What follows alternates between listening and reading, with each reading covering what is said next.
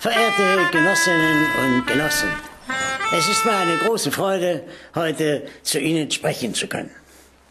20 Jahre nach dem versehentlichen Ende unserer guten DDR, ausgelöst durch den trottlichen Genossen Schabowski, erhalten endlich die sozialistischen Grundwerte wieder Einzug in unsere Gesellschaft. Revolution!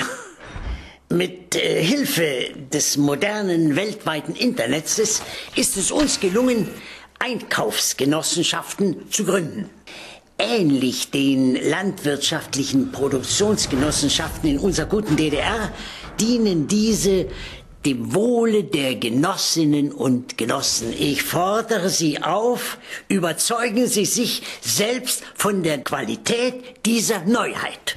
Schalten Sie Ihren Elektronenrechner an und tippen Sie auf www.dailydeal.de. Suchen Sie dort Gleichgesinnte, um in Gemeinschaft zu sozialistischen Preisen zu konsumieren. Genossinnen und Genossen, das ist die Revolution.